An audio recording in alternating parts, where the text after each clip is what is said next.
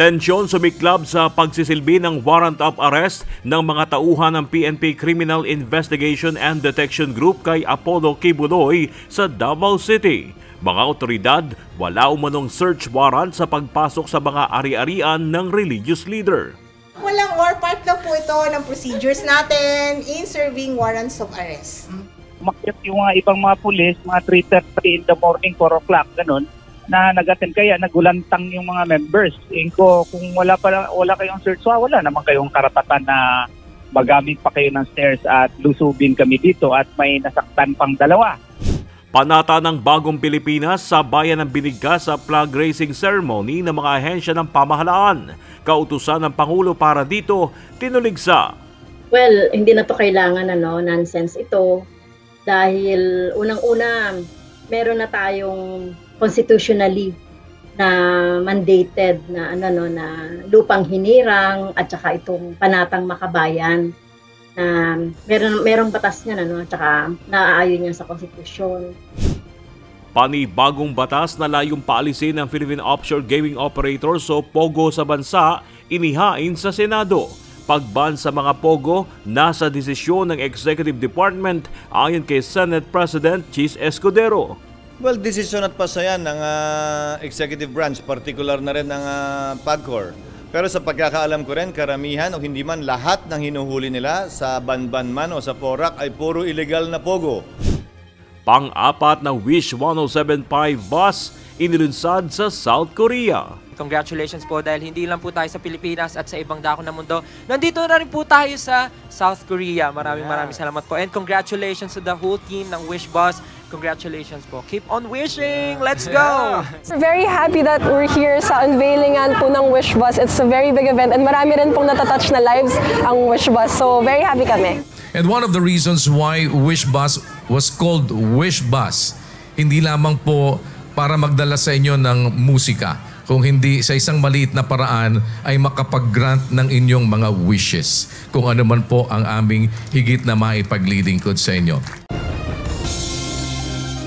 6 na supporters ni Apollo Kibuloy na umatake umano sa mga pulis na nagsilbi ng warrant, kakasuhan ng Philippine National Police.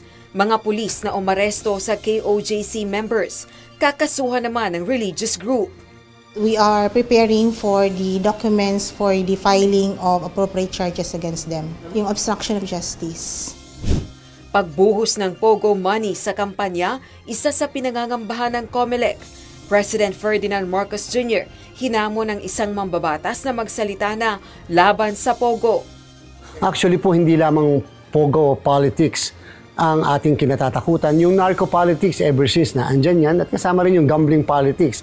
Dapat ay magsalita na rin si President Marcos Jr. kasi siya lang naman yung pwedeng magsabi, at kung sasabihin niya na ibaban talaga yung mga Pogo. Operator ng jeep na nang body shame sa isang pasahero, ipinatatawag ng Land Transportation Franchising and Regulatory Board.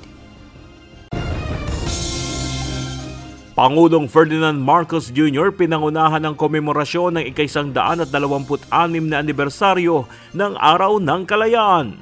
Vice President Sara Duterte dumalo ng selebrasyon ng Independence Day sa Davao City. At bilang tagapagmana ng kalayaan na tinatamasa natin ngayon, tungkulin ng bawat isa sa atin na pangalagaan ito at tiyaking hindi na tayo kailanman magpapatinag sa anumang banta ng pananakot, pananakop at pag-aapi. The freedom we experience in the present is a result of the unyielding resolve of our ancestors to reclaim our right to govern ourselves as a sovereign nation, pursue the aspirations of our people, and manage our own economic resources. Malaking porsyento ng mga Pinoy walang tiwala sa China ayon sa pinakahuling survey ng Okta Research Group. Mga residente sa mga barangay na nasa 8-kilometer danger zone sa La Castellana, Negros Occidental, pinayagan ng makauwi. Chinese military badges, GPS trackers at bolts natagpuan sa illegal Pogo hub sa Porac, Pampanga. paunang dagdag na 64 na sentimos kada kilowatt-hour na bayarin sa monthly electric bill. Ipatutupad na ng Meralco ngayong buwan. Ngunit singil sa kuryente sa susunod na buwan, inaasahang bababa na. Hinala ng pagkakaroon umano ng mga espiya ng China sa mga pogo, hindi inaalis ng Presidential Anti-Organized Crime Commission kasunod ng pagkakadiskubre ng mga Chinese military badge at uniform sa Lucky South 99. Operasyon ng mga pogo malapit sa EDCA sites, kinumpirma ng PAOK. So, medyo malaking problema po ito para sa bayan natin kung mapatotohanan natin na meron nga nakapasok na mga espiya sa mga scam farms na ito.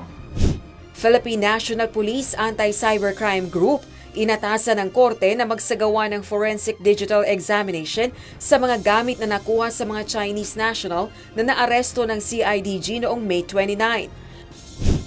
Mas maigting na kooperasyon sa pagitan ng Kamara at Senado na pagkasunduan sa pulong ni House Speaker Martin Romualdez at Senate President Francis Escudero. It gives us the opportunity to align our priorities. This is an opportunity for us, for both houses to deepen our working relationship with one another. 3 overseas Filipino workers kumpirmadong nasawi sa sunog na sumiklab sa Kuwait ayon sa Department of Migrant Workers.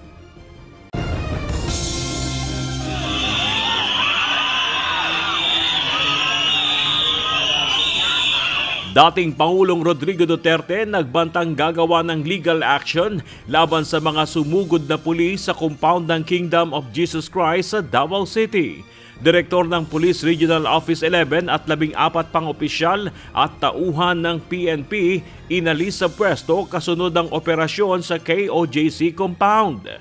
May mga inisyo po na warrants of arrest sa kanila kung sinasabi po nila na ang PNP ay rumespeto po sa batas. Siguro po, yun din po yung sasabihin natin sa kanila, rumespeto din po sila sa batas.